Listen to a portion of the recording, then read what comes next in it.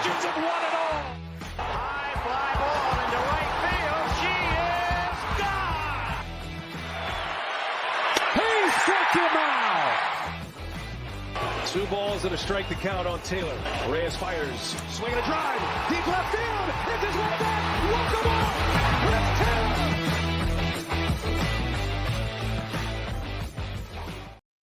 What's going on, everyone? My name is Scott Geirman, senior staff writer at DodgerBlue.com. This is DodgerHeads. I'm here with my good buddy Blake Williams, managing editor, a dynamo.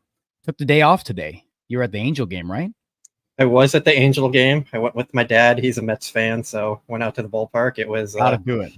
Very hot out there. So don't recommend it to anyone, but I got a Mickey Angels bobblehead for Disney Day there. So You love it. all in all, a win. But yeah, not a very fun game. It was 3-2. All the action was in like the first 2 innings, and then it was just hot the rest of the day. We did the famous Southern California leave in the 7th inning thing. So What a guy. I get, Yeah. and people will get ripped out here for that, but it's great to have everybody in. We'll let shout out to the 200 in here right away. It's really good to have you in. Yeah. Hallelujah. Thank you so much. I appreciate it. Fun day. Good series against the A's, preaching patience around here. And it was good for the Dodgers to take 2 of 3. We're going to get into the up down. We're going to talk about everything. We're getting into River Ryan, Amed Rosario, got a full slate. Touch on Ohtani 30-30 club, updates. So stick around towards the back end. And we've got, we're going to make Blake work tonight. We're going to do that. He took a day off from watching the game. I took the full brunt of that. We're going to toss all the questions you can, but I'll give you the floor. Talk about that hat. yeah, it's a limited edition Jingo Vet hat. It's got some text on the pictures on the inside too, if you can see them there. Oh my So, God. Yeah, pretty great hat. Shout out to Blake, man. Always the most out there, he will be himself and unapologetically. And that's why I love him. But appreciate everybody being here. Dodgers pull away, Dodgers win today, hold off the A's 3-2. Definitely some interesting stuff I liked from the bullpen today. I liked from the pitching staff in general, holding some hot hitters kind of in check aside from Brent Rooker. But it was really good to see River Ryan, have a solid outing. Wasn't spectacular. He was solid. I know you didn't watch, but I'll read. I don't know if you caught some highlights. He goes 4 2/3, allows 5 hits, 2 earned runs, walks 3. So he's walked 3 in 3 straight starts, right?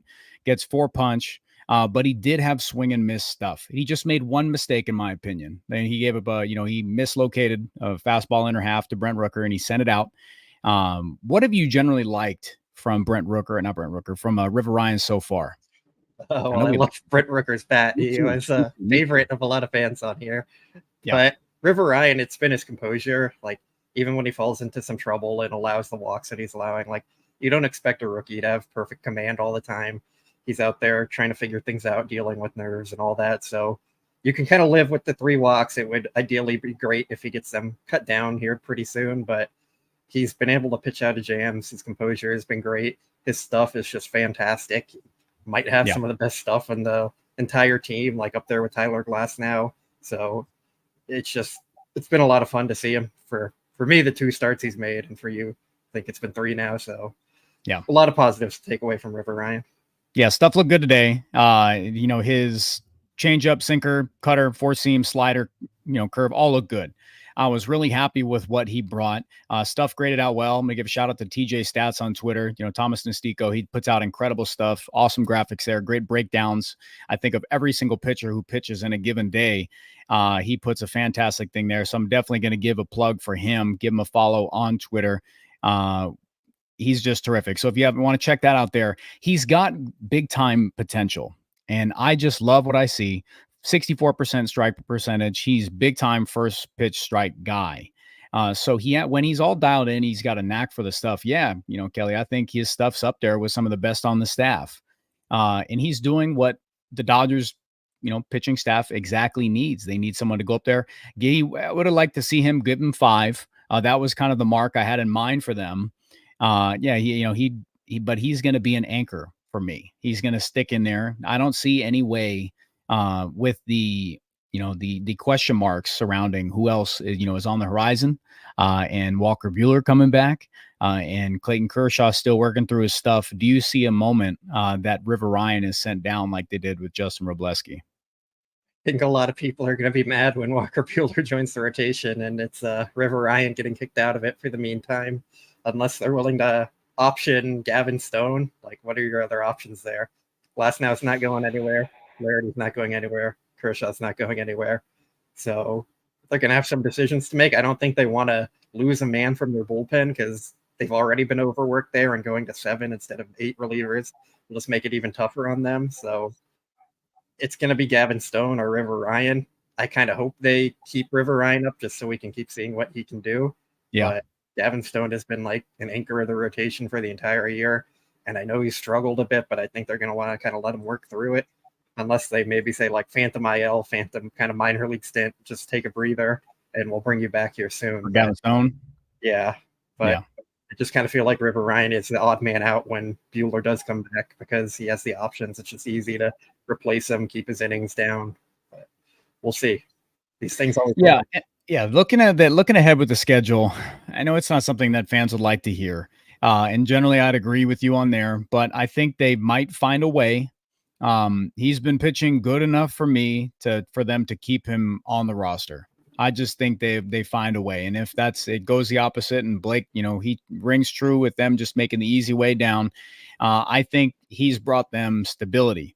And that's what they need throughout this roster, without a doubt, with arms still working the way back. Bullpen had a terrific day today, so hopefully they build on this. They find the stability there.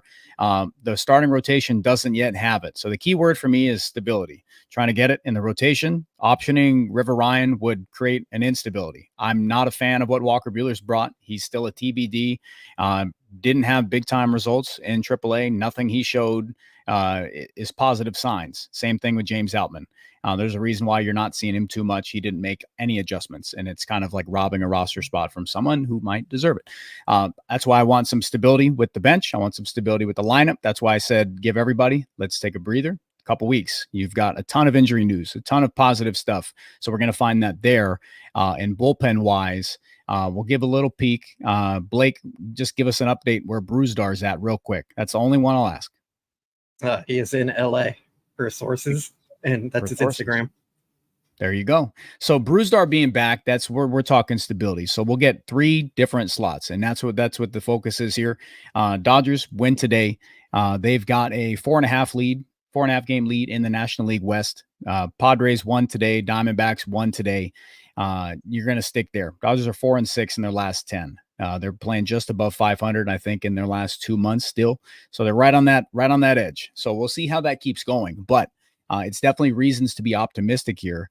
But the offense for me, we're just going to roll straight into it. Not much to talk about in today's game. Gavin Lux again. Kike came up today, took a slider outer half. I really enjoyed that on a 0-2 count. Plates 2. Gavin Lux scores. Teoscar scores. Dodgers up 2-0. Brent Rooker, 2-run homer, ties the game right in the bottom half of the first inning. And it just highlights a lot. And Dodgers played it another in the top of the third. And that was the scoring. That's it. Stayed 3-2. Rest of the game. It just highlights the same exact, issues that you've had with the Dodgers offense. I know they put up 10. Nobody get on me there. But it took the Dodgers all the way till the 8th inning to plate 2 more to get it away from 2-0. And then they piled on 6 in the top of the 9th. So, and then you even look back till Friday, from 6-5. Just feels like they're missing out on a lot of opportunities there. But it's the same exact thing. Let's get some patience here. They're scratching runs across where they can. They're just not making the most out of every single opportunity. You can see where the dips in production happen. Yeah, for sure. It's been strange because they've scored a lot early, and then the rest of the game, they've just kind of lost it and have fallen off a bit. And like you mentioned, there's that game the other night where they broke out for 10 runs, but that really seems like an outlier compared to what they've been doing. It's just been a lot of early scoring, kind of knocking the pitcher out, and then nothing the rest of the game. So they kind of need to figure that out, get more consistent. Hopefully that comes when guys start to get healthy and you see players in roles that they actually fit in more often. We have to note that it's Kike Hernandez, Kevin Biggio, and Kevin Kiermaier now. Like, there's just a lot of guys who aren't strong offensive players getting everyday starts. Yeah. And they need to get healthy for that to be fixed first and Yeah, foremost. and I would really want to encourage people, and I know, yeah, see the frustration. I'm not frustrated. I'm very, if you tuned in to the last, our Thursday stream, I'm very optimistic for the next couple weeks with the Dodgers. They made the moves that the trades and bringing people in. Michael Kopech's been awesome. A lot of people, Blake, I don't know if you agree, but Kopech, that's a guy that you have to consider for the closer role in a couple weeks, right? Maybe even sooner. Maybe. Let's see. He's been very bad the entire year, so I'm not going to brush that off for 2 innings yet, but there's reason to be optimistic. Great. And then, Kevin Kiermaier is a glove first guy. You know what you're getting there. Tommy Edman is a Swiss Army knife with big time plus glove switch hitter. So the moves that they made, Amed Rosario, we'll get into him in just a little bit. They are, moves to the roster that are the touches up that the Dodgers roster needed. So when you get pieces like Mookie, Muncy, Freddie back, and thank goodness we got terrific news on his son, Max, shout out to the Freddie Freeman family. Shout out to the Freemans. A lot of positive news there. His son took big steps. I believe he's out of the hospital. He's home now. So we want to send our best wishes there. We've been doing that a ton. And we'll continue to do so, until Freddie Freeman's back with the team, and we'll keep doing that. So all the moves, when you slot those names in alongside of Ohtani, Will Smith, who's been struggling, hopefully those things tick up once Mookie's back, Muncy's back, Freddie's back, and go from there. Those are moves that are going to elevate the rest of the roster. So I'm very optimistic, guys. So I know I saw somebody in there saying, you can see the frustration. I'm like Dodgers just took 2 of 3. There's not a lot to hate. It's the same thing that's been going on. So there's no reason to harp on it. And, when on the horizon, there's reinforcements coming. There's good stuff here. But we'll get in later in the week. We'll start to break down like who could possibly, see an option, who could be DFA'd, James Outman, Andy Pages. We'll go from there. Yeah, Los Doyers. I mean, I'm not going to say DFA Will Smith, but he's definitely someone who's been struggling, and he looks like he's being, BC. He needs a day off. Absolutely. Any thoughts, Blake? Say it again. Austin Barnes starting role season. Is it time? There's, I don't know if you can pinpoint what's been going on with Will Smith, but if you had to just hypothesize some things about him getting bumped up, shifted around in the lineup, what's kind of been going on with him? If you just had to think of something that you can pinpoint. I kind of think it's just the ups and downs of baseball. He has kind of gone through this every year. Like, it's been a lot of, he's been great in the first half and kind of drops off in the second half throughout his career. So maybe that's a little worrying, but he was so good to start the year. I think we all knew those numbers were going to come back down to earth a bit, and we're probably just seeing the regression hit a little harder than you'd hope so, and more rapidly than you'd hope so. I have a lot of confidence that Will Smith is going to figure it out and make the adjustments needed. Like, I'm not too worried about him, and even if he doesn't, you bat him 5th or 6th in the lineup, and I think you're going to be fine overall. So I'm not too worried about him at the end of the day. He's a great hitter, and he knows what he needs to do. There's also just the toll of playing catcher every day. Like, it's a hard thing to do. There's a reason there's not many offensive catchers in the league, and most of them tend to be glove first guys. Like, it just doesn't happen very often that you get elite offensive catchers on a consistent basis. Yeah. And there's stuff to look at there. Definitely. And again, I think, he's showing not some extreme splits, but he's definitely more plus versus lefties there. But it's a name that I want to keep tabs on and keep in your ear about who's going to benefit, who took a toll when, Mookie, Freddie, Max Muncy, left the starting lineup, and who's going to increase and get, plus stuff and have that boost once they return. And he's absolutely number one on my list. I think that's someone who's going to benefit greatly. But we've got a couple super chats to get to here. About the last 6 weeks or so, the other team's star has made us their BP pitcher. Thoughts on this, man? I mean, there's a reason it's the other team's star. They're good players, and they're going to take advantage of mistakes and poor pitching. The Dodgers have been very inconsistent pitching, and the good players are going to capitalize on that. So there's some truth to that. Like, I think it would be a lot easier to reconcile with if, like, Shohei Ohtani was out there hitting homers every day. But he's been in a bit of a slump. They don't have Mookie and Freddie at the moment, so it's just been tough. Like when other teams have their stars playing and you don't have your star playing. Yeah, absolutely. And Randy Scott, appreciate the $2. Thanks for the super chat. Again, 300. Thank you for tuning in, man. Appreciate everybody being in here. And we've got one more here. We're just going to roll through them. Richard, thanks again. It's good to see you tonight. Hope you had a good day, man. It would be inexcusable to send River down. I have no faith in Ferris Bueller. I love it. And Bobby Miller. Lux is on fire. Biggio played good defense, but is a DFA candidate. You agree with the last part there? Yeah, probably. I mean, he's been good recently, but at some point they're going to run out of roster space. You have 26 spots. 13 of them go to pitchers.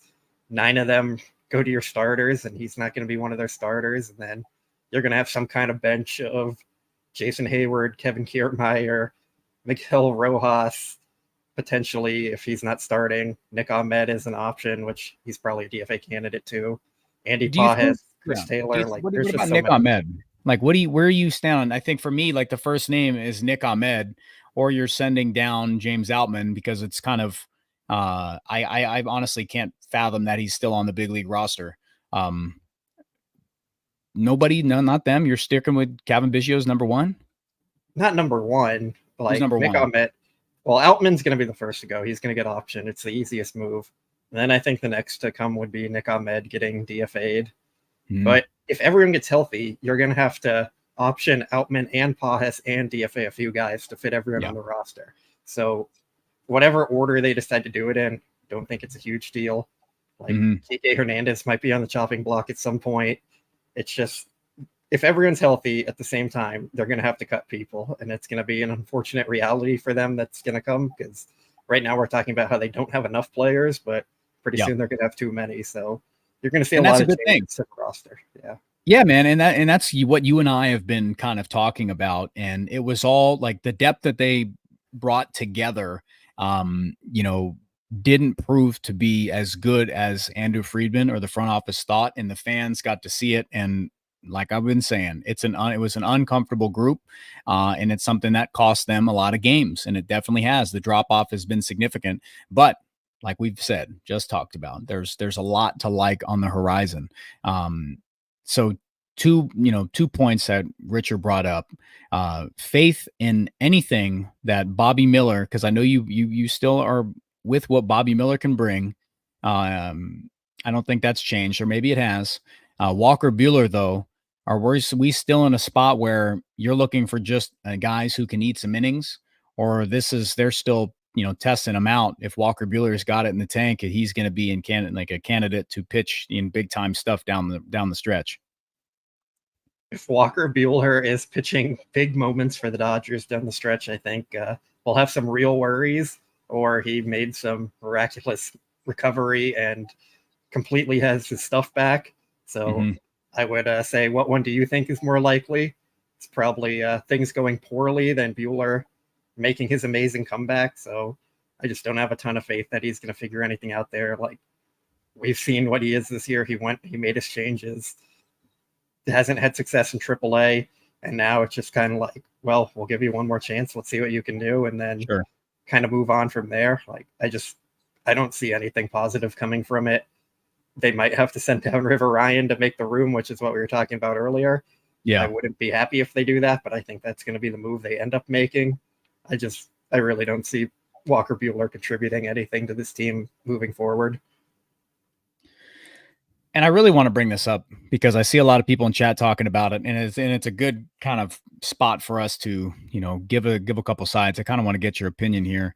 A hot topic for Dodger fans, what we've seen for the last few years, is the division, winning the division, having one of the top 2 seeds and getting the bye, getting the break. Is it a concern for you? Would you be upset if the Dodgers did not have one of the top 2 seeds, or if they lost the division and played their way in? I don't really have a preference. I think there's benefits and negatives to both of them. At the end of the day, you just need your star players to go out and be the star players. You need some of the role guys to step up and contribute a bit. So if they do that, they're going to be fine regardless of where they're seated. And if they don't do that, it's going to be another thing like last year, regardless of where they're seated. I mean, we've seen teams play in the wild card game and then kind of fizzle out. And we've seen teams play in the wild card and go far. We've seen teams play in the get the first round buys and end up going far. So it really just comes down to your players performing. And I'm not sure if there's a whole lot to it. I think we need a smaller or a larger sample size to actually see what's going on, because it's a pretty small sample. And I think there's probably been a lot of randomness to it and just unfortunate results. Like last year, the Dodgers had that bye and they were swept. And I don't think having the wild card would have changed anything. They were running out 3 pitchers that had no nothing. business being, like, yeah. So like, Give him no we shot. have to see.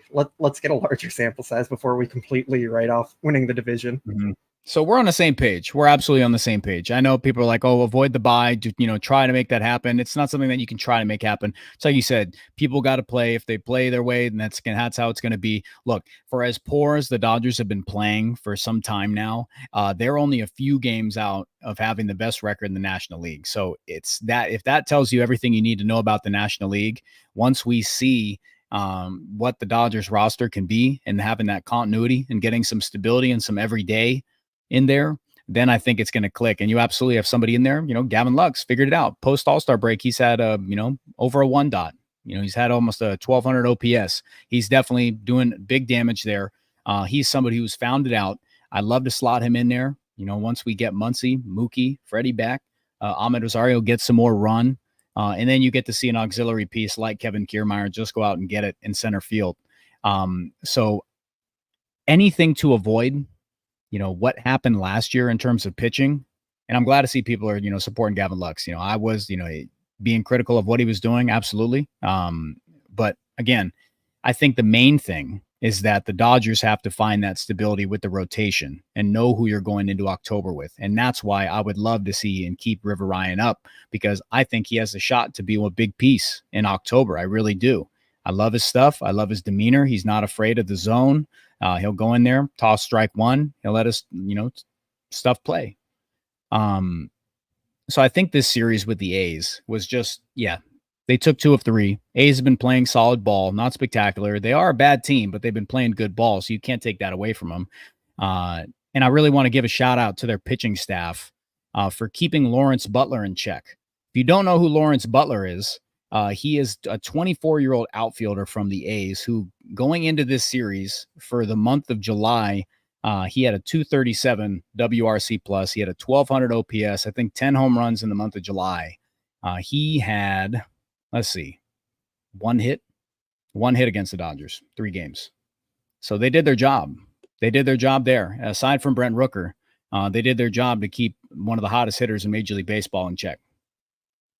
Yeah, for sure. And a huge part of that was Jack Flaherty came out, made his debut. He was fantastic. Didn't get to see River Ryan today, but Gavin Stone had a down day, which has kind of been a trend for him. It's like a 7-something ERA in his last 5 games. So that's concerning. Maybe something to talk about here soon. But yeah, really, Jack Flaherty, he was awesome. Gave the Dodgers everything they needed and more. And that was really great to see from him. Yeah. And let's transition here. Some big time news, some exciting stuff here. Something that once I saw the steal numbers, I was like, I'm pretty sure he just hit the 30-30 club. So we're going to congratulate Shohei Ohtani here for joining the 30-30 club. He becomes the first Dodger since Matt Kemp in 2012 and the 4th Dodger in Dodgers history to reach that mark. Matt Kemp in 2011, Raul Mondesi in 1999 and 1997. And I believe that he is the 4th fastest, tied for the 4th fastest in Major League history to reach the 30-30 club. And it took him 108 games. 108 games. Thoughts on that? He's incredible. I feel like we have a segment on the show every week about how incredible Ohtani is and how he did something that just makes us say, wow, he's on pace for a 40-40 season as well.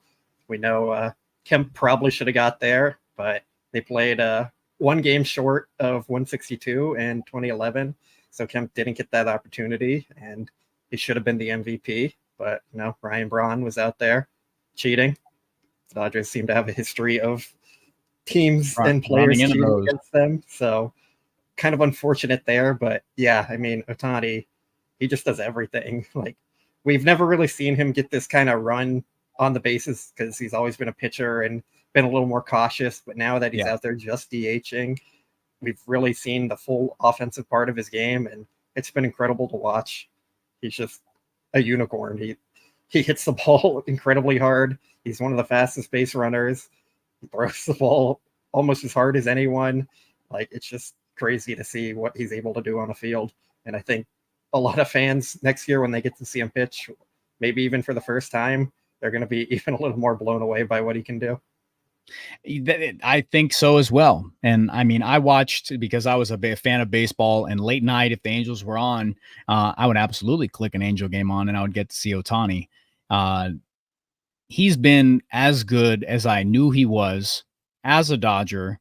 And it feels like he's doing something that is just incredible every single day. You can see him developing a little bit of an attitude. In chat, I know you see it too. He's doing that now. He's getting a little more animated up there. He's getting a little more comfortable. Probably some of that is coming with a little bit of frustration lately. He's been playing, he hasn't been bad, but he's been slipping. Last, 7 games, $179, 324 on base. Still slugging a bit, but he's definitely running into some, a little bit of a cold spell, just like Will Smith, who's a little bit more elongated there. But what is the ceiling for you?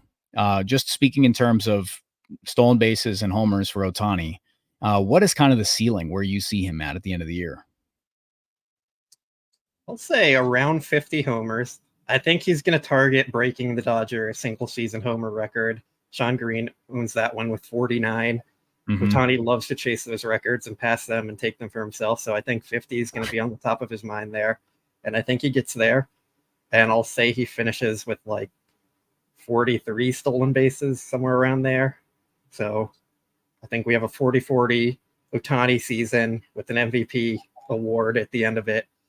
And if he gets a 50-50 season, would that totally shock you? I think it might shock me a little, but at the end of the day, I'd probably be like, yeah, makes sense. It's Shohei Ohtani. Of course he did that. That's why I'm asking. That's why I'm saying. Like, I was waiting for you to say 50-50, and BC brought it up. And I don't think any of us would be surprised. But it's kind of like how rare that is. I think going back to Brady Anderson, and I had to pull it up here. My goodness, I don't even have the exact thing. I think it says, I don't know, but he might have been the first player in Major League history with 50, like a 50-50 season. So if Ohtani's the one, I don't think it would shock me in the slightest. I don't think it would at all. Like, he's got it. Like, he's got the rhythm. You saw he could put 3 steals on in a hurry. He could do it in numbers. There's going to be games and stretches like he did with the Angels when he was chasing the single season homer record, where that's what he did. So I'm going to keep in mind and keep an eye on it, because I really truly think that Ohtani is going to hit, 50-50 season here. Let's see where Mookie hits when he comes back in the lineup. If Mookie's leading off, I think I'm going to take the under on the stolen bases. And if Mookie is batting second or third or anywhere else and Ohtani stays leading off, I might jump in on that 50 stolen base mark for him. Sounds good. I think he gets it. I think Ohtani's going to get it. I think once everybody gets back in a lineup, things are going to click. They're going to find that. They're going to find some roles for some players here, and it's all going to keep going. So I'm super encouraged by that. I think that slump that he's in right now is going to be a thing of the past. People are going to forget about it. Because I saw people mentioning in chat, he doesn't have a lot of protection, and that's just truthfully what it is. He might be gassed a little bit. He's doing a lot. You can see he's wearing a lot on him. He gives everything he's got. You see him going all out, tagging up extra bases on stuff that's going to be a close play. And the other last night, he had that break for home that just was, terrific. He's given everything he's got.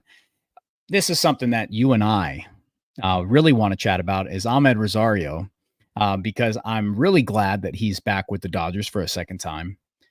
There's been some questions lately, and I don't know how much they surprise you with him not starting against righties, and Dave coming out and saying kind of what the role is for him. Do you have those quotes on hand? I think I could pull them up if you want. I've got them. If you don't, I was just wondering. Okay. So Dave, Bill Plunkett of the OC Register, Thanks for these. He said, Dave Roberts, end quote. Honestly, to be frank, he's not on this team, Amed Rosario. And if we didn't acquire him to be an everyday player, he didn't play every day in Tampa and to hit righties, Roberts said. That's kind of the way I see it. So he's looking at Amed Rosario as a platoon guy against lefties, strictly. Like, that's how he views him. That's how he views him. Are you surprised by that at all? Yes, but then also today he came out and started Rosario the day after saying that against a righty. Good old Dave. Yeah, I mean, Rosario should be in there on an everyday basis with his bat right now. He's been about neutral versus lefties and righties. I know that's a word the Dodgers love to use to describe players without splits. So speaking in their language here, just in case they pick up on it, he's like a 106 weighted runs created plus versus righties and 130, I think, versus lefties. Yeah. So he's definitely been great versus lefties. And if the full team was healthy, I totally get leaving him in a platoon role. But right now you have a lot of guys in the lineup who just aren't hitting and even the slightest amount, really. So I don't see what your downside here is to playing him on an everyday basis. Dave said he trusts him at short, second, third, and the outfield. So it's not like a thing where you need to find positional versatility to get him in. It's not like you're forcing him into left field like they were doing with Miguel Vargas. He's a guy you can play at any position who's hitting well against both lefties and righties. And granted, he has been worse versus righties, but a lot of players have splits like that and they remain in starting roles. So to me, it just doesn't make sense to keep running out guys like Kike and Biggio and Outman and Kiermaier and all the other guys we can name, Nick Ahmed. Like when you have Rosario just sitting there on the bench when he's been having a fantastic year, and you get some power and speed combo with him as well. So I think they just need to run him out there and let him play until they start getting healthy, and then you can kind of play a platoon role. Yeah, let him play. And we see people talking about it. We're aware, like the OPSs that they're tossing out there. It's just funny that someone will critique some of the lineup decisions, and then Kike will go out there, have a night, and everyone's saying, "Oh, I told you so. That's why you start Kike." Yeah, but looking at it for what it is, I put it out. I missed when they would have platoon players or guys with specified roles, and not just playing someone just because. I want them to play the best guy out. Yeah, especially with a roster like this right now, it makes absolutely no sense for Amed Rosario just because the sample is not. It's not like when he was in Tampa, they played him primarily versus lefties. He had an overwhelming number of at bats more versus righties, and a batting average of 292 immediately highlights the bottom of the lineup. It takes away a big, gives them a big cushion down there because for a lot of it, we want guys who aren't going to strike out. You want to pass the baton, and nothing that they're doing says that. Like if I see James Outman getting a start in a corner spot or whichever, or a pinch hit appearance, and it should be Amed Rosario because he's not striking out, I'll lose my mind. I don't want them to. I saw Laura talk about it. They're going to break up his timing. It's possible. It's definitely possible. I don't want them to get in a spot where he's right back to a platoon. It doesn't mean you have to play him every day, but I don't want them to make a decision based on right or left-handed. And I think that would be a big mistake considering how many guys in the lineup right now, like Andy Paz is starting every single day, and he's an absolute defensive liability who has extreme splits. So it doesn't make a lot of sense for what they're doing. Yeah, Alman's days are numbered, but it's just one of those. We're griping again about a lower part of the lineup, but it's a player that was brought in and can absolutely be productive. I'll take a minute and thank all the 1,000 in here. If you're listening on a podcast next day, tonight, appreciate you a ton. Hit the subscribe button, like button, share this around. Blake and I absolutely appreciate it. We're on DodgerHeads right now. Aaron, we're talking about Amed Rosario and how peculiar it is that they reacquire him, and Dave kind of gets a little chippy about it. He kind of gets a little chippy about it that, why are we not playing him every day? Does it bug you? Does it bug you that they're not that guys like Kike, Kevin Biggio, Amed or Nick Ahmed are getting starts over him at short? At shortstop, not necessarily. Not just in general. Just in general. Sorry, Nick Ahmed at short. Yeah, I mean, a lot of people have been bringing up his defense in the chat, but this is the team that was having Miguel Vargas in left field. They've had Andy Paz in center the entire year. I would argue Kike hasn't been good on defense at all, besides a few flashy plays here and there. Biggio was playing a lot at not at first base. He was definitely a defensive liability out there. Yeah. They had Gavin Lux coming into the year as their shortstop until it was too bad that they were forced to move him off. Like, this is a team that has kind of punted defense in some positions and not put it on the front of their minds. So I don't really buy the poor defense side of it. It just, to me, it doesn't make sense that he's not playing over guys like Kike and some of those other guys we've mentioned. Like, I do wonder if Chris Taylor was healthy on this team, would Rosario be playing at all? Because Dave does have his guys, and I think Rosario needs to step up and become one of those guys somehow. I don't know how he's going to do it without a clear role. We'll see. But yeah, he should be in the lineup every day for now. Yeah, and I know Kike's, he's had a couple games here. Let's see it on a larger stretch. But again, they just need guys to step up. And truthfully, that's how it's going to be. They just need players to step up and not continue to do what they've been doing. Because there is a roster crunch coming soon. Thankfully, finally, you don't have to force some of these guys. But I would say while they're here, you need to maximize absolutely everybody. And that's where I've been at. That's where I'm at right now. Beforehand, when there was no, like, it was pre-deadline, it was a spot where you just have to play who you've got. And if people separate, they separate. If not, we get into a point where they went into the deadline, found some guys. Now you're here with Kiermaier, who's going to be the defensive player. So don't get too amped up on what he brings offensively. But I am high on what Amed Rosario can bring from a neutral split standpoint, that you don't have to, platoon him so much and think from that way. And I think that will be it should be a part of the lineup continuity piece that will get this offense right. So that's why my big reason to be optimistic is they have those reinforcements. Tommy Edman's going to give them. Can I ask you how much Tommy Edman's going to play, you think? Real quick, it's on my mind. He'll play every day, probably at different positions, but he's going to be in an everyday role. So you get a switch hitter there, someone who's he's going to be out there every day, and immediately the roster crunch. So if everybody's following, now you can look yourselves who's going to get squeezed out. Like, you're going to be able to look and see and pick and choose the guys who's going to get squeezed out. I think Kevin Biggio's in a spot. Jason Hayward, he has not been as good, in his platoon role this year. He hasn't been terrible. He's struggled, but he hasn't been terrible. There are some things that, I've looked at that I can tweak. He's hitting the ball on the ground way too much. A percentage this year that is, I think, almost 20%. I had it up. I tweeted it out earlier today. Let me see. Last year he was at 40.5 ground ball rate. This year he's a little bit above 55, almost 56% ground ball rate. So there's some things that I could see from him that can, uptick in offensive production from him. And then we have a platoon there where I feel comfortable that he can be a guy. I just want some more everyday pieces. So that's why I asked you, Blake, about where Edman's going to be. Because I think he's just going to be another mainstay. I think he's going to be another mainstay and solve a lot of problems there. Anything last on Rosario? Anything that we haven't brought up yet? The chat, just going to address this one. Ahmed's going to be DFA'd as soon as Mookie's healthy. That's not happening. They brought Rosario in. Nah, I don't know. But if anyone saw it, Rosario's not going anywhere. They brought him in to be a platoon piece. They're going to DFA Amed, Biggio, option Outman, possibly option Pajes. Like, there's some other moves that they can make first. Yeah. I think they're in a good spot.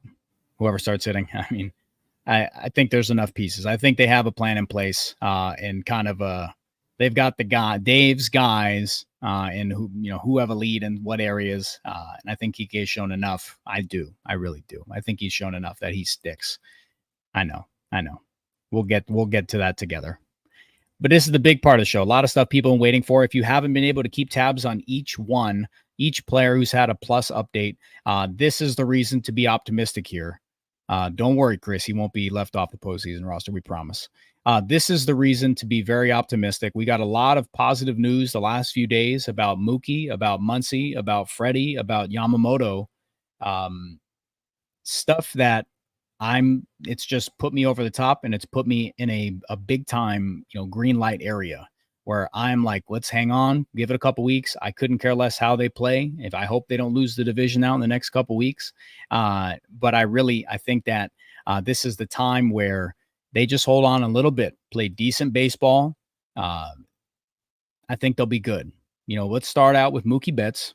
What's the first thing we've heard with Mookie, Blake? Yeah, so Mookie is trending toward returning in the next like week and a half or so. We'll place him around August 12th or 13th.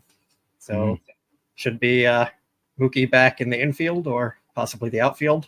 Dave doesn't want to reveal where he's going to have Mookie play yet, but he'll be a big boost to the lineup and an upgrade over a lot of the guys we've been talking about and almost complaining about for the last few months or so. So yeah, Mookie coming back soon. Absolutely. So, Max Muncy, miraculously with the trade deadline, I want the number of that chiropractor, and I think we all do. If my back hurts for a prolonged period of time, my oblique, I want to call that same chiropractor that Max Muncy had. He's going to be my new guy for absolutely every ailing thing that's on me. But Max Muncy, a linchpin in the lineup, someone who was protecting Teoscar Hernandez and was taken from us, he got another plus update. Yeah, so after the trade deadline, he had the miraculous recovery, so to speak. It was, what did Dave call it? I forgot what Dave called it. Well, he said his exact wording. It was something around like that, though. But yeah, he's going to participate in a simulated game here soon with a group of pretty much every injured Dodger. So that's really encouraging. He's been able to swing the bat again, and it's been really great to see that he seems to be trending back, because I know a lot of us had a lot of questions about if he was actually going to return this year. So yeah. Let's see. And then the big one, everybody. This is it. So Friday, Yamamoto was scheduled for a bullpen. And I believe it still was Friday, correct? I'm 100%. Yeah. How did that go? It was very encouraging. The Dodgers were excited by his command and his velocity. He threw fastballs, curveballs, and splitters. So it was his first bullpen since going on the IL with the shoulder injury, and seems like he's also trending in the right direction, and hopefully he can get back to the team here soon. And I believe he has another bullpen scheduled upcoming. Not sure the exact date. I think that came out earlier today. So keep watch for that one. And that's massive, man. Like, it's massive. Like, let's just keep tabs on the health of that. There was no velocity numbers there. Nothing came out of it, but a lot of people said his velocity looked good. Stuff looked good. I'm sure his effort wise, they haven't ramped it up yet, but I'm sure, progressing, we'll keep tabs on that. Yeah. Noisy. I mean, don't sweat it. It's in a good place. We're all in a good place. Yamamoto's in a good spot. The worry, was that anything with him and how the contract and how big it is, they would baby gloves this. So the Dodgers feel absolutely optimistic he returns, and that's why he's doing this. He came out green light from from that bullpen sesh. So that's a big piece. He's got a longer layoff or a long runway here before the playoffs. So Yamamoto is going to be in good place going into it if all things click normal, which is very encouraging, because you go into the playoffs with a rotation of Tyler Glasnow, Yamamoto, Jack Flaherty, Gavin Stone. We'll see where he's at, and possibly River Ryan, and possibly River Ryan. And then you give me a rotation where they're absolutely avoiding the complete drop off that they had last year, and all those problems where the offense didn't have a chance before they stepped into the batter's box, at least one time through. Pin Sandy, don't sweat it. We're going to wrap things up. We've got a lot. We're going to make sure everybody hammer Blake with super chats, questions, everything. Keep him here all night. But the rotation, just from that, how big of a piece was that for you?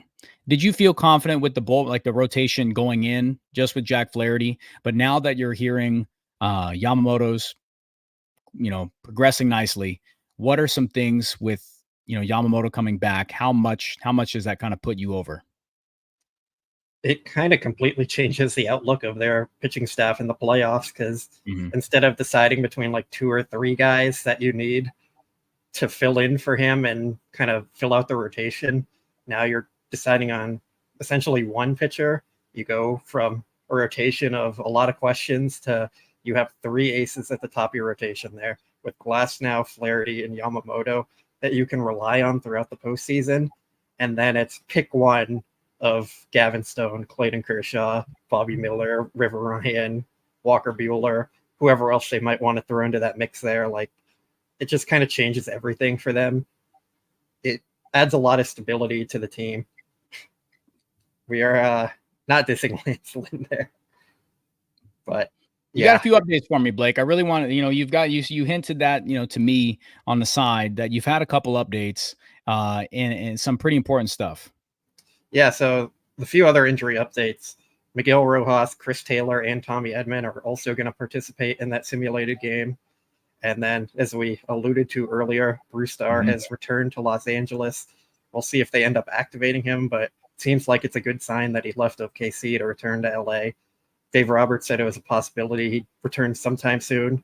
He did mention that Michael Grove was a possibility to return during the A series and that he was on a schedule ahead of Bruce Starr, but we haven't heard about Grove, and he obviously wasn't activated. So it seems like Bruce Starr might be the one who's taken that step forward and could rejoin the team here soon. And by all accounts, and what's up to almost 1,200 in here across Facebook, YouTube, and Twitter. So we appreciate you. Make sure you hit the like, subscribe, ring the notification bell. Blake and I certainly, we appreciate you a bunch. By all accounts, Michael Grove's stuff has looked really good. Ball's coming out good. Metrics look good. It's got to be Brent Honeywell, right? That exits the Dodgers bullpen. Probably. They don't have many guys they can just easily option or anything besides like River Ryan and Gavin Sad Stone. turtleneck. We've got a lot. He's got a little cult following so far. Sad turtleneck. Alex Vesia might have an option year left, but he's been like a huge part of the rotation. So or their bullpen. So I don't think they do that to him. So yeah, unfortunately, it seems like Honeywell might be the odd man out there. Bring up a good point here. GI brings up a good point. 2 slots. Who are they?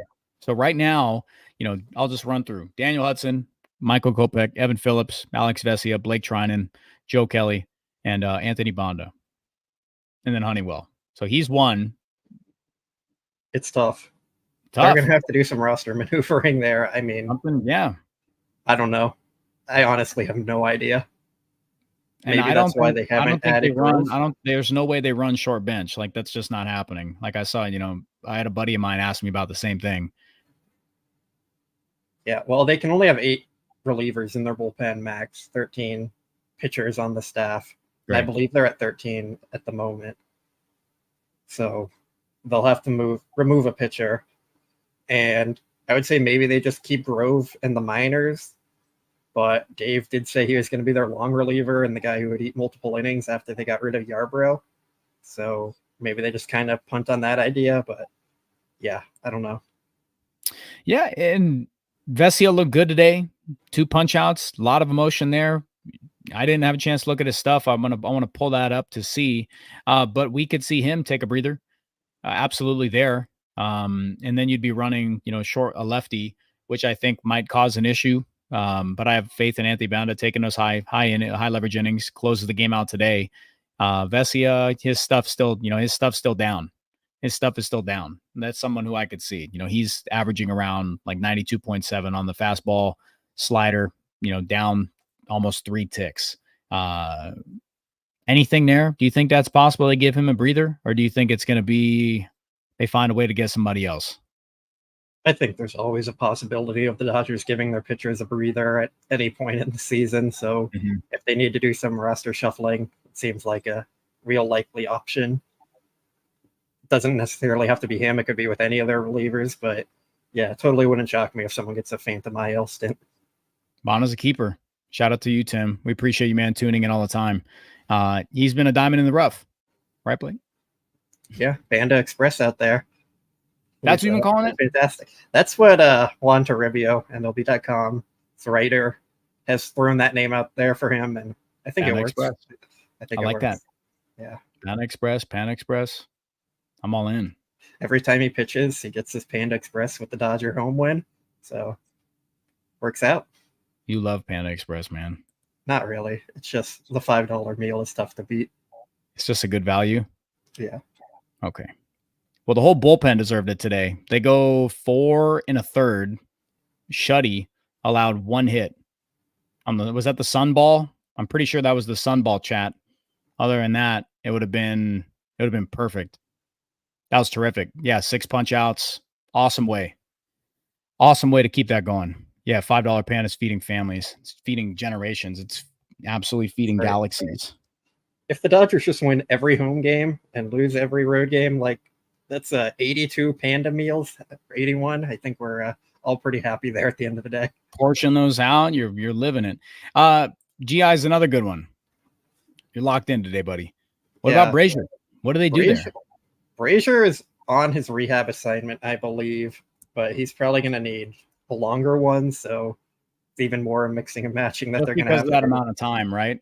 Yeah. So they have a lot of decisions to make. We're going to talk about this a lot with the roster when guys start to get healthy. It's going to be definitely a topic moving forward of who they get rid of and who goes on the IL and what happens here and there. So there's a lot to come. This team's roster management. Yeah, Mike. I mean, that question's been brought up a lot about Kershaw out of the bullpen.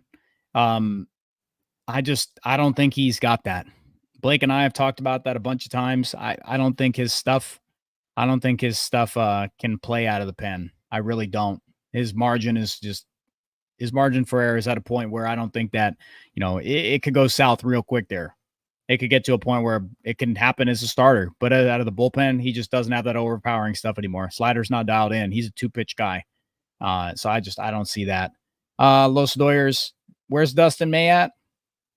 He is out for the season. He's out. He tore his esophagus. So that's crazy, man. It's one of the strangest baseball injuries, like baseball player injuries you ever. It's crazy. The Dodgers said he was eating his dinner and then had pain and went to the hospital, and season-ending surgery there. Should have been me in 2017 while I was on a dinner cruise during the World Series game. Should have been me. I've been better. And watching that catastrophe in Houston on my phone on a game day. Wish it was me. All right. We're going to rock right into questions. This is a great show tonight. The vibes were solid. Chat, you were great. Weird injury, Steve. Yeah, absolutely. Toss us questions. We've got some logged in here, but we're going to double back 300. I caught this super chat. I saved it for a bit. Lux has been on a tear, and when the All-Star break happened, he talked about, he went back home. I believe he spoke with his uncle. I think that's what it was. He worked on, some, mental approach stuff. He's definitely been swinging harder at the plate. You can see that. Like go watch an at bat, like a good grip of them pre All-Star break, and you go watch them now. He is swinging harder. He's making big time, a lot harder contact. I think that's something that, I'm still going to be weary about him. But the proof is in the sample size that he's providing right now. Like, it's pretty good. Like, he's doing some things. He looks dynamic. His defense, when he wasn't hitting, it was like, okay, his defense is just there. It's just what it is. He's not doing enough. He's doing enough. Like, he's doing it, getting slotted all the way up to the 3 spot in the lineup. So we're talking about him. It's not like they kept him in the bottom of the lineup with a bunch of nobodies. He's right in the heart of the order. So I think that as long as he continues that, once he gets pushed down in the lineup, when the rest of the cavalry come back, I think he's going to stay in a good place. So 300, they're definitely with at the low point that he's been at, with the tendencies of just rolling over to second base that he's been at, and the quality of contact early on. I think, sure, you can have like some thought that you're not all in on what he's doing, but like Mr. Classic said, I'm going to let him do his thing. Luxy can do his thing. I'm not saying a word about him. He gets a pass until I got owned. Shout out to Luxy, man. 09. All right. Questions time. What do you got, Blake? I have start a lot here. So first one. I know. You've been hard. You've been at work. Senor free. I like that. Do the Dodgers still try to use a 6-man rotation this season? Do we think so? Yes and no. I think they're going to try and give their pitchers a lot of off days. I don't think they're going to necessarily call it like a 6-man rotation, but they'll go with bullpen games. They'll go with call-ups and kind of keep giving their pitchers enough rest to get through the rest of the season. I know previously Dave Roberts did talk about wanting to get guys like Tyler Glasnow on more of a postseason schedule moving forward, but that's probably going to come in September and give them like 3 or so starts there to get back on track with normal For sure.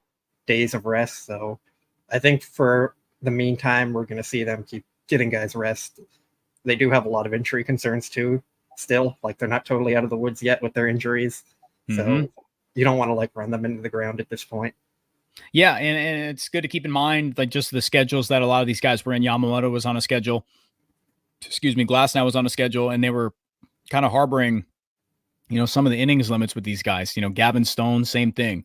He did his thing in AAA, but it's also to be mindful of that. Kershaw still coming off injury. You're going to be trying to mix in Walker Buehler, Bobby Miller at some point if he makes his way back up here. I figure we see Robleski in some capacity. I don't know if it's as a starter.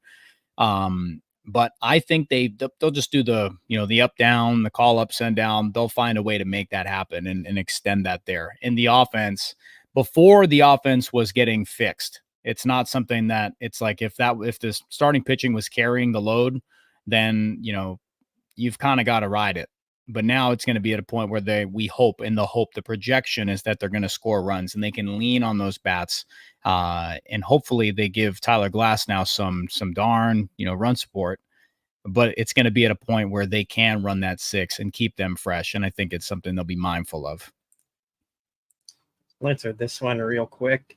Any updates on Max and Freddie's return? So the hope is Freddie Freeman will return for the series against the Phillies coming up here soon. His his son is back home from the hospital, so that's an encouraging update there from them. It seems like he's targeting return against the Phillies. For Max Muncy, he's probably still going to need like a month or so to actually build up and get back on track. He'll need his rehab assignment. He'll need live at-bats, simulated games, all that kind of stuff. So probably looking at a month or so for Muncy, and then hopefully you get him into games for a month before the playoffs, and then he's good to go. Yeah, and I know Matt, like, Muncy's raring at it. I know Freddie is the same exact thing, because from the beginning of July up through the 25th, when his last game was, he was 141 WRC plus guy. He looked good, was walking, not striking out. Loved what I was seeing from Freddie. So that was a guy coming right out of the All-Star break who felt and looked like he was, turned the corner. So I know I saw somebody say, is he going to have a little bit of rust? Maybe, but I feel like Freddie, it's not a breather. Like, he was, dealing with a big time family thing. So I think he's got some good news now. He's going to roll right back in with the team, and it's going to be a big time addition. So I hope that every single Dodger fan, if Freddie makes his way back, I hope it's the loudest ovation we've heard in a long time. I really do. I hope if you're going to games, do the exact same thing. I hope that's a long ovation for what Freddie's been going through in his family. All right, Blake, give me a good one, man. Yeah, well, real quick, let me do this one real quick. What happened to JP Fireeisen? He was designated for assignment, so he was removed off the 40-man roster, and he was sent to AAA, so he's still pitching with their minor league club down there. And if we ever see him back, who knows, but that's where he is. I want this one just because I saw it first. Nope, gimme.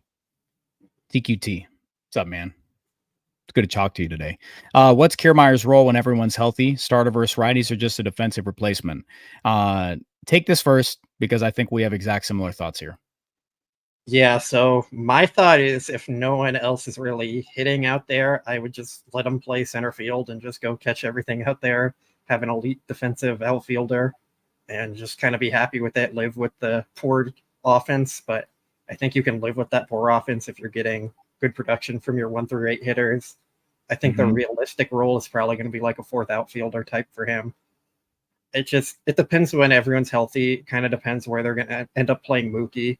If Mookie's at shortstop, then you probably have Tommy Edman as your center fielder. If Mookie is at second, that's probably not going to happen because you have Lux there now hitting well. You could put Mookie in the outfield, and then I think it kind of opens up the door for Kiermaier as well, because you'd have Tommy Edman likely at shortstop, but you could also play Miguel Rojas there and put Edman in center still. So they have a lot of options. It's just going to kind of depend on who's playing well and who's healthy at the time. But I don't hate the idea of letting him roam center field every day and go catch every ball out there. I really agree. I'm trying to pull up his DRS here, but Kevin Kiermaier, I have to pull up if he qualified, where he's at. Where was he playing at? I think Dalton Varsho was playing center field with the Jays. But Kevin Kiermaier this year in center field, I think, has a 6 defensive runs saved in center field. But he is just a perennial, big time glove in center field. And that just echo what Blake said. Offense is playing at a certain level. You can afford to have those spots in a lineup, like a Gold Glove caliber shortstop and a Gold Glove caliber center fielder. If you're signing me up for one or both of them, which with you have the possibility of having Kiermaier and Tommy Edman in there, you can get some crazy defensive spots there. So absolutely, when everybody's back, those are spots you can afford to have a dip in offense for their production defensively. So I co-sign that, buddy. Let me see. Who do we got? Sorry, this one up. Oh man, my bad. Go. Oh, good. You can go with that one. Ederico, what's up, man? When Betts returns, where does Ohtani hit? And Roberts' comments on Rosario, is it all Roberts' thinking or combined Roberts and front office kind of thinking? The first part, I think that didn't Mookie say he doesn't care where he's hitting? Mookie did say that this year. He said he doesn't care where he's hitting or where he's playing in the field. I think he does care deep down. He's not going to say that, but I do think he cares a little. So we'll see. I think so too. And I think chat knows that a lot. Like I think Mookie does care. He'll bat second, and I think Ohtani's a force in the leadoff spot. It's until one of those things, guys, where I see it penciled in otherwise. I think Mookie will be the leadoff guy until we see otherwise. I think there's a chance Ohtani might stay leadoff because Dave loves to do his left right thing. So then you could go Ohtani, Betts, unofficial, Freeman, Teoscar, Muncy, Will Smith. Especially if Will Smith keeps struggling at the plate, you can drop him down to that 6th spot, and then you'd have lefty righty pretty much throughout the entire lineup. So that might be a good excuse for Dave. Amanda, thanks for the. We didn't answer the other part. I know I will. I'll go back to it. Kevin Kiermaier lost the ball in the sun, and that sun was brutal out there. So I'm not going to put that on Kevin Kiermaier at all. Honestly, I know. Comments on Rosario. You think that comes from it has to come from the up top. That for sure comes from the front office. You think that will to like tandem? I think it's a bit of both, but I'd say it's more like 80% Dave and 20% protecting his guys. Yeah, like he's going to play Jason Hayward. If he's going to play Kike, he's going to play Biggio. Like, I don't think the front office is telling him like, hey, go play the worst players every day. I think there's a lot of Dave saying like, oh, well, my eye test says the defense is good from Kike, so that's who I'm going to go with. Or I see Kike swinging the hot bat, so that's who I'm going to go with. Or Jason Hayward has been, I think he used the word stalwart in right field out there. So yeah, like, he did say that. Yeah, like I don't think the front office is saying like go play the bad players. If you want to blame it on like analytics and all that, like there's no analytics saying to sit Rosario every day and play Hayward and Kike. So I think it's a lot more Dave than the front office. But I do think the front office says like we acquired this guy for this role and this is how we envision it. So take that into consideration. Ruse Street. Thanks for this, man. Blake, the fact that Blake got to go watch a ball game and he got to pick up a Mickey Mouse bobblehead and he has the audacity to show up here and put on a Boba Fett hat. Jango Fett hat. I'm going to get a little testy, but I love Blake. Blake's my guy. I'll go to war for Blake. Let's see. Good question here. Who plays center field when everyone's healthy and is back? Who plays shortstop? A couple different views people have had on this, but I like yours. Yeah, I mean, I think they're going to go with Tommy Edman at center and Mookie at short.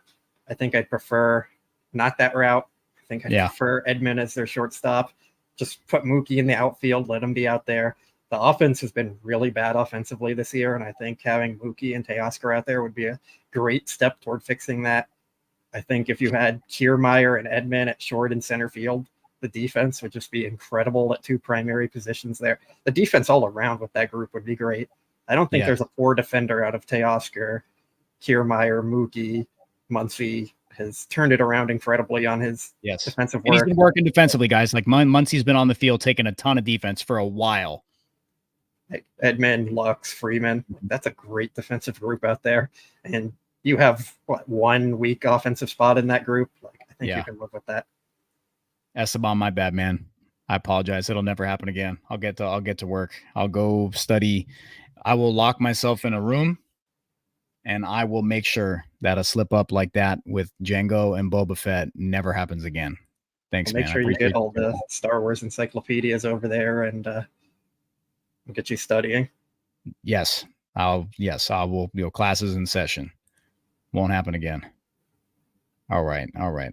I'll put this one back up here, Los Lawyers, because you tossed it in and I pulled it down real quick. Thanks for tuning in, man. Appreciate you all the time. Dodgers should have signed Blake Snell when they had a chance. They offered Blake Snell. More money to join the Dodgers, and he chose to sign with the Giants. So if anybody doesn't know that, that's what happened. I think the report was the Dodgers were getting ready to make a bigger offer, and they kind of just ran out of time. Got it. I think Snell just got a little tired of waiting. He had the offer there. Understandable. We'll see. Like, do I fully believe that? How long does it take to come up with the money for that? Like, I don't know. Maybe it might have been a little Dodger leak there, but that's the report. So that's what we know. Yep. Then he goes around. Yeah. History, man. He turns around, tosses a no-hitter in his post-game comments for just like, yeah, what's up, everybody who said I couldn't pitch out of this, said I couldn't go the distance, all that. Yeah, he does everything. So congratulations to Blake Snell throwing a no-hitter. It was dominant. Like, I don't think anybody has said that Blake Snell can't be dominant. It's just consistency and walks and Scott Boras being your agent and the cloud that has come around with that now. So we'll see. I mean, he's going to get paid. I think having that type of year, you look at different scale. Jordan Montgomery had that same type of thing. That flopped out. He signed a contract like that, flopped out, not doing well. And Blake Snell, he's going to go around. He's going to make a bunch of money. So congratulations to him. I'm all for it. I'm for the players. I want the players to, while you're a big leaguer, go out, make as much as you can. As long as you don't fleece the Dodgers. I want you to make as much because the owners stink. Just look at the Oakland A's. And shout out to Steven Nelson. Steven Nelson got fiery today on the broadcast. I know a lot of people heard that. He went off on the A's ownership. That was something. I was listening to that game at the time, and I was like, okay, Justin Mendoza is letting him go. All right, let's get another one here. Is Lux a platoon player when everybody is healthy? This is a good question, but he is right now. Hasn't he been? Or has he been playing he's been playing every day, but like it's been kind of out of necessity, but I think when everyone's healthy, Gavin is a platoon player, and maybe Amed Rosario is that guy there. Maybe Tommy Edman slides over to second on some days. Like, they'll figure out a way to have Lux platooning. Yeah. You guys, you're telling me, like, if they're going the route of Amed Rosario and they're doing it like a platoon of Gavin Lux with how he's playing right now, which also good timing. Laura, remember it. It's another thing about his timing. So I think there'll be a good platoon. They'll figure it out. I trust when everybody's here, they'll figure it out. Guys have know their roles. I think Gavin Lux's confidence, those type of flips, when they happen, and they stick for a bit. Like, this isn't a weekend. We're talking someone who's been arguably, their best hitter for a bit. So I think this is something that he's going to sustain until we see otherwise. Let's see. Noisy Ninja, thanks for tuning in. Question: why don't the Dodgers play more small ball like yesterday? All runs with no home runs. It's hard to do that consistently. It's really hard to string together base hits at the major league level consistently. That's why a lot of times the teams that are more successful end up hitting more homers. I think in the playoffs, or just in general, teams that homer in a game win like an astonishing amount of games compared to the ones they lose. So, like, home runs are the guaranteed way to score offense. It takes one player to contribute as opposed to 2 or 3 or maybe even 4 players contributing. And pitching is better than it's ever been. Yeah. It's really hard to go up there hitting 97 with then followed by an 83 mile per hour slider with break, and then they mix in 2 other pitches. It's just really hard to string together base hits consistently. So if you want to bunt more, like, I necessarily don't agree with that idea. Bunting is just giving up an out, and it's already hard enough to score runs without giving up free outs. So that's kind of been the thinking in the analytics revolution of why teams don't bunt as much and stuff like that. So if you wanted them to steal more, I think that would be a good idea. It's easier than ever to steal bases. So that's intriguing, but just in general, it tends to be harder to win playing small ball than hitting homers. Situation calls for it. I think that I would prefer players like in a rut. It just all depends. I mean, there's a part of me, and I think a lot of people in chat will agree with this. Like, there's a part of you that's old school where you're like, you understand extra bases and homers, like that's the stuff that puts up runs. And there's a part of me where it's like, yeah, I know that when you're up 2-0, tacking on that extra run, you've got a runner on third, less than 2 outs. Do what you can to get them in. That's like simple baseball stuff. But we've just seen, Dodger fans have seen just a considerable amount of swing and miss. So longing and wanting more small ball and just putting ball in play is something that we would love. Who knows? But of hitting philosophy wise, Robert Von Scoyoc, that's generally not the way they do it. But in-game decisions like that comes from Dave and that comes from the coaching staff. And I think those plays and those, things are in their toolbox. It's just a matter of when they pull them out and when for the moment calls for it. I think we will see it. Go ahead, Blake. Yeah, my dad is apologizing for taking me to a Mets game, and sorry to Scott for some reason. I think he should be apologizing to me for making me watch the Mets, but that's a different story. He Roger, did. Love your son, man. He's the GOAT. He did get the buffet fees covered, so I ate pretty well there. No way. Yeah. What was there? We got the VIP like Diamond Club seats, like right behind home plate, essentially 10 rows from the field or something, for $100 a ticket. Like, that's what you're paying at Dodger Stadium for Top Deck these days, and the bobblehead game. And then we got the VIP restaurant access, so it was $60 a person for the buffet. I had quite a bit of food. I had al pastor tacos.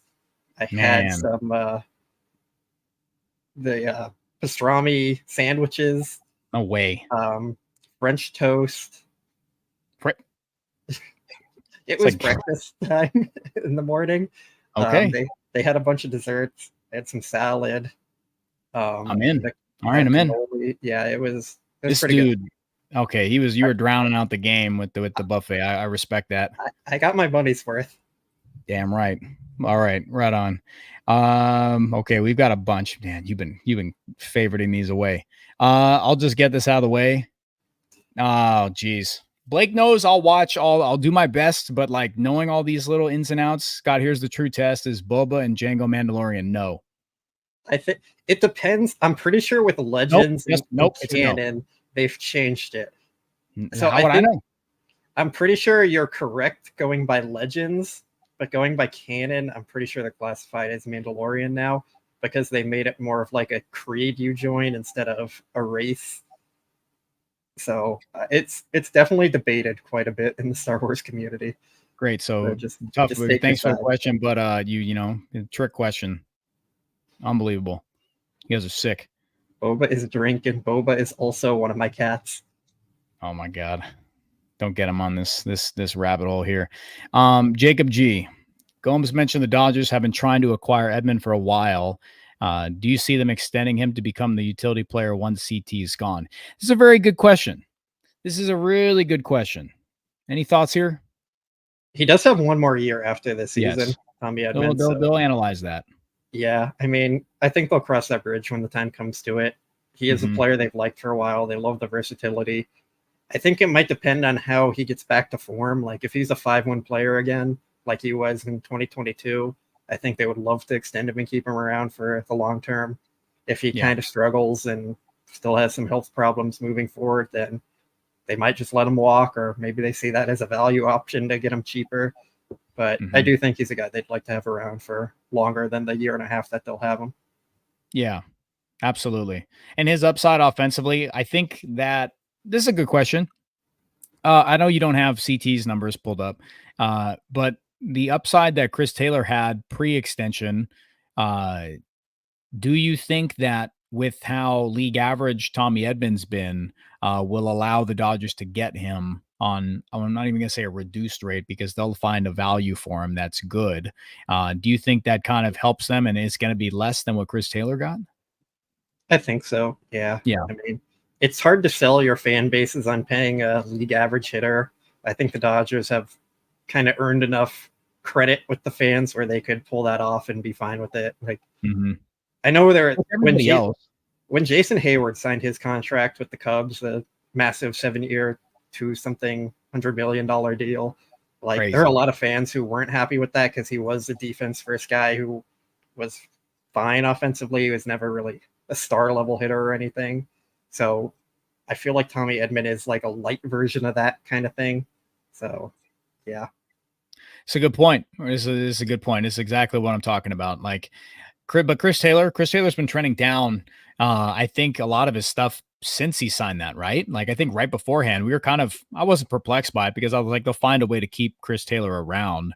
But it's definitely something that if you looked into Chris Taylor, you could see it.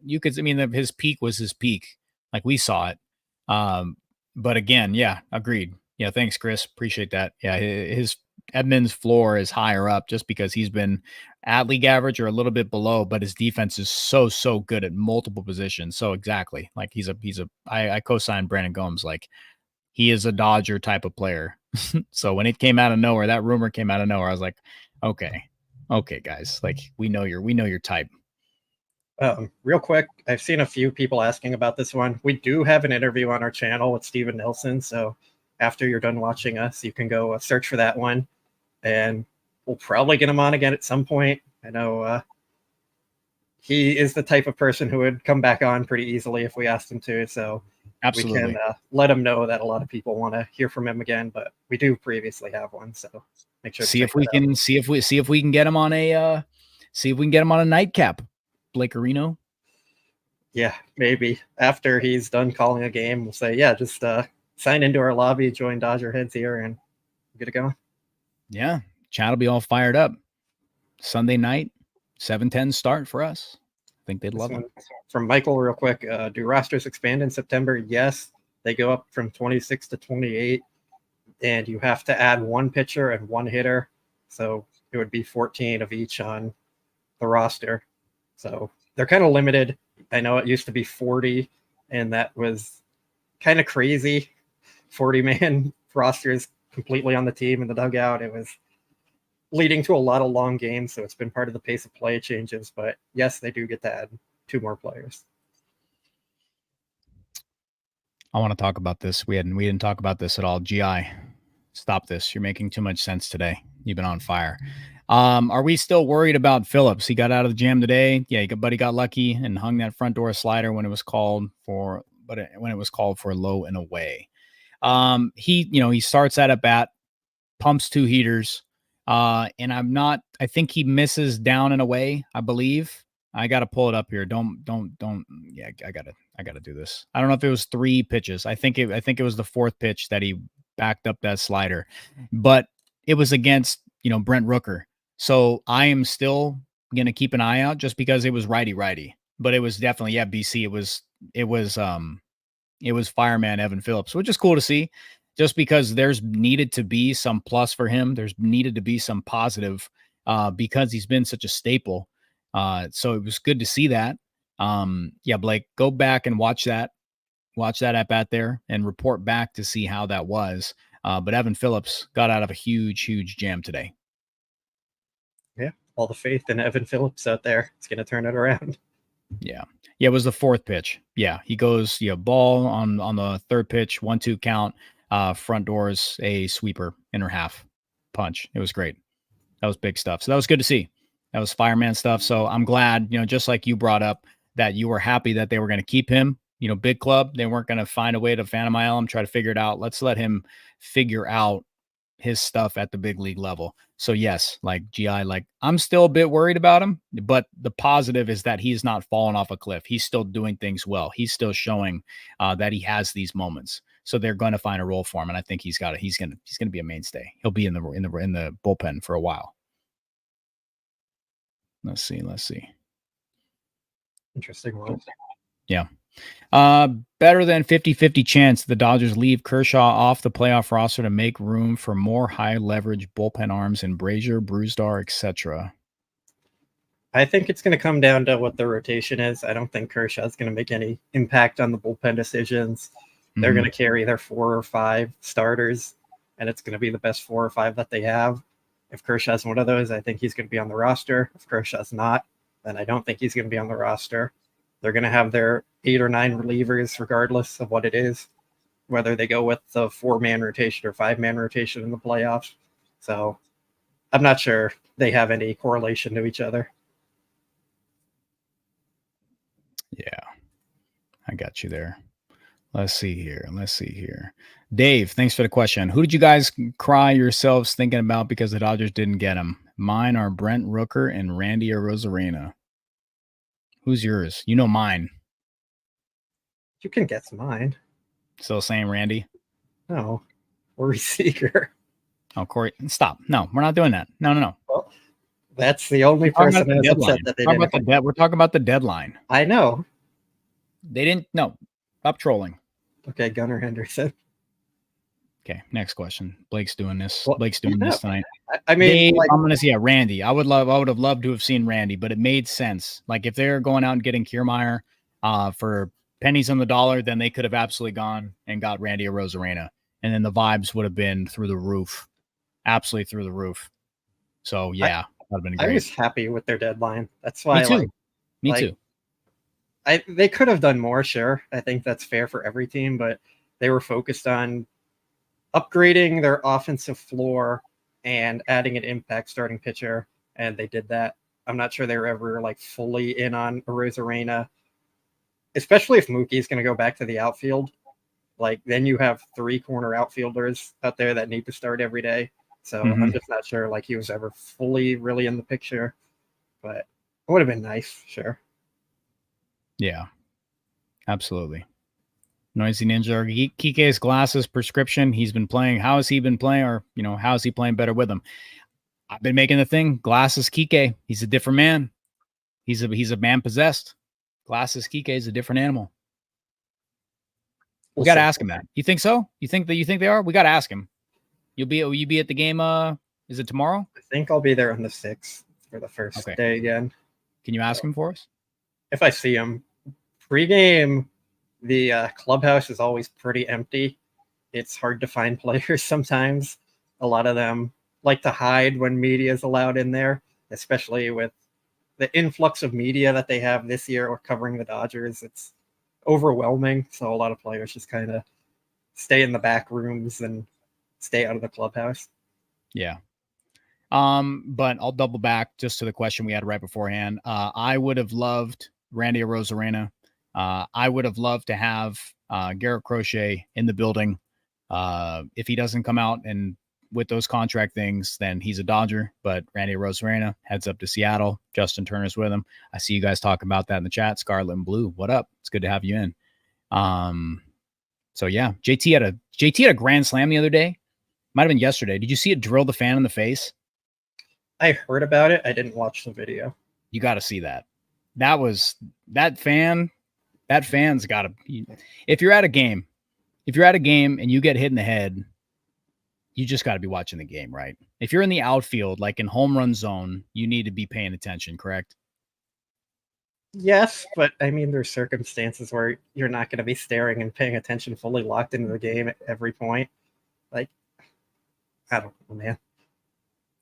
If you were at the game and you got a call from Nora, you're answering that and taking your mind off the game for a little bit. I'm looking at the field, but you're not fully paying attention. If I'm watching the ball. Yeah, Route 3 ball hit right off of his face. Yeah, it was rough. He's gotta be watching the game. I feel bad for the guy, but I'm saying you got to be watching the game. You have to be. Nora would be watching the game. She would laugh at me. Maybe he just wanted to be on Sports Center for the next week. Yeah. He had no excuse. He needed to be out there with a mitt, reach up and grab it. Please catch it. Yeah, he needed to do that. All right. I totally don't understand why the Dodgers are hugely favored to beat the Phillies tomorrow. I haven't looked at the pitching matchup for tomorrow. It is Glasnow versus Aaron Nola, but I think a lot of it is the Phillies have been the worst team in baseball since July 1st. They've been brutal lately. Surprise, They've lost surprise. 6 in a row as before today, I think. Yeah, so every team's going to go through slumps, Dodger fans. I know everyone was saying, like, why can't the Dodgers be like the Phillies? They're winning every game. They're not having these slumps. Every team's going to go through slumps at points, and it's baseball. It's how it goes. I think sometimes when you look at stuff like that, it's okay to remember and take a step back. Like, yeah, the Dodgers are fine, or they're going to be fine, or this is just how it goes. So a lot of times when we're talking about like the slumps that the Dodgers are having, and is it time to panic and overreact? Like, take a step back, look at what the Phillies are doing, look at what other teams do, and say, like, it's going to be okay. We talked about earlier, Dodgers been playing like this brand of baseball for a bit now, and they are only a few games out of best record in the National League, which is pretty remarkable. Like, we're going to look at this back at this season and be like, what in the world? What in the hell happened here? Let's see here. Who's the second best team in the National League West?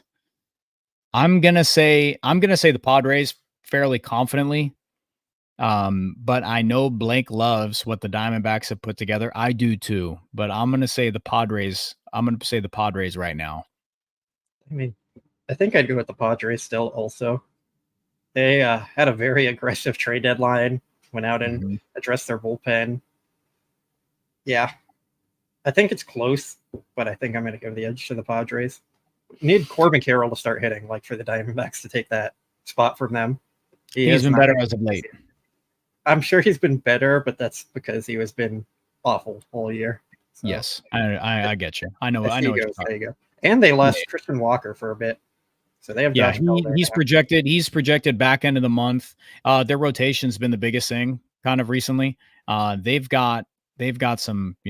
They're waiting on Merrill Kelly, Eduardo Rodriguez, who, when he comes back, guys, man, Dodgers against that. I don't think players care too much, but definitely, like, fans, if you remember, like, him turning that down, exercising the no trade clause, that's just a funny thing. And then immediately signing with the D-backs on that contract. It's just that'll be a funny thing. Let me see here. Take a couple more. Where does Lux bat in the order when everyone is back? I'm going to say the 9 spot or 8 spot. Let's say Tommy Edman's going to hit 9th and Lux will be 8th. I'll love that so much. Tommy Edman in the 9 spot. Be such chef's kiss. That'll be a really good role for him. Lux right there. Yeah, that'll be good stuff, because Gavin Lux, for what he's been doing, he's been striking out. That's fine. Not like a crazy clip, but he's taking his walks. Like, he's not as trigger happy as he was. So, yeah, Scarlett, absolutely. I would take the Dodgers over both for sure. Star power, depth of lineup, like rotation. Even now that Gavin Lux is clicking, we're gonna get to see Tommy Edman. But yeah, just like you said, Edman in the 9 is awesome. Flips the lineup over there. Switch hitter, platoon matchups, safe from that. So. I think I'm excited. That's why I'm optimistic, guys. You've got to be impressed with Blake and I here. The arc of this season for us, in terms of critiquing what's been going on and then going to the deadline and them doing exactly what we had hoped, it's lining up to be a heck of a month. So I'm excited for the hopes that the Dodgers front office put on everybody. Let's hope that these green light help updates keep clicking. Let's see. Bob Nightingale, what's up, buddy? Yeah, it's good to have you in. Hit the beat. Let me know if there's any chatter. If Kershaw doesn't make the roster, will he still be in the dugout? Yes. Yes. So for the playoffs, players can be on the taxi squad and be with the team as part of their expanded roster that isn't active. So, yes, Kershaw can be with the team in the dugout, even if he's not active in the playoffs. Yeah. Kershaw is the ultimate, he knows, and we've brought this up a couple times, and I think it's something to note always. When he was on his rehab and stuff, yeah, he keeps his head down and he works, and he's a guy. He said he doesn't want to be a burden to the team. So he'll always be there rooting on his team. He's been an immense part of this franchise. So we'll take a couple more and then we'll call it a night.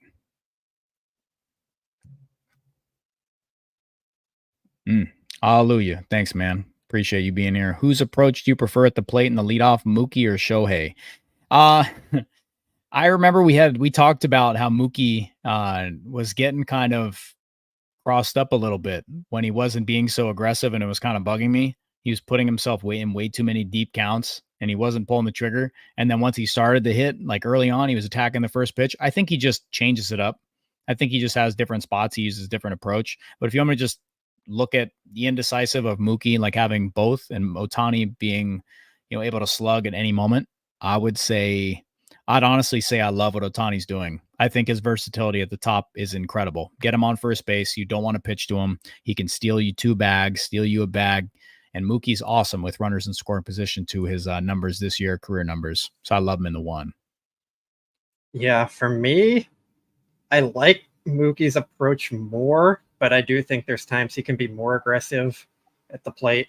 Like sometimes that first or second pitch is the only good one you're going to see in that at bat, and you have to capitalize on it. And I think Shohei is very good about that. He's definitely aggressive up there. So I think there's benefits and negatives to both of their plate approaches. I mean, they've clearly both made it work for them. Both of them are elite hitters. If I had to pick one and like no in between here, I think I'm going Shohei there. I like aggressive approaches. You heard it here. I like it. I think it matters. Ohtani's shown his versatility and allows him to get on there. I don't think he just looks to get on base, but I think that a pitcher wants to start a game off, getting a couple pitches in the zone, doing that. But if you make a mistake, it's 1-0. And if you pitch around him, you're giving up a rocket single, steal second base. I love what he's doing there. And I think it's going to open up Mookie Betts to be, that much better. And I think it's just that'll be a soft landing spot for him. Give him some, I think it'll be good. I see a lot of people agreeing, so we're going to stick with that. Last question. We're going to get this in real quick. Rod, thank you so much for the super chat. Thanks for the show. Thank you. If you're listening to us next day, listen on the VOD after the fact. We appreciate you guys. Hit the like, subscribe button. We've got a lot of live coverage here. Down the stretch, same stuff. We're not letting up, even with the trade deadline pass. It's going to be an exciting couple weeks here, and we're going to be here to chat about it. So let's get one more here, and let's just wrap it here. I want to wrap it here. This year has been a roller coaster. Very glad we've got Scott and Blake to sit next to us and enjoy the ride. How do you feel about that? I mean, yeah, it's been fun for us getting to chat baseball and talk with all of you. It's the reason we're here. If you guys weren't here supporting us and joining our shows and listening throughout it, like our numbers have been great with all of you guys here watching our shows. So we appreciate that a ton. And yeah, hopefully we can keep it going through a World Series. Yeah, let's do it. All right, guys. Thanks for everything. Thanks for tuning in. Clip an hour and a half. We're going to keep it rolling. Next time I will see you guys will be on Thursday. Blake and myself again. We'll keep you posted here. Philly series. If I make an appearance for the other during the week, I'll let you know. You'll see me on. But big series coming up against the Phillies. We'll see how they go here. Keep an eye out. Freddie Freeman joining back in. Big insertion back in the lineup. Get stuff we're dropping in. Dropping knowledge. We'll be here. All righty. Everybody take care. This has been Dodger Heads presented by DodgerBlue.com. I'm Blake Williams. I'm Scott Geirman. That's Blake Williams. Everybody make sure you keep an eye out for me touching up on my Star Wars knowledge, but we appreciate you guys. You all take care.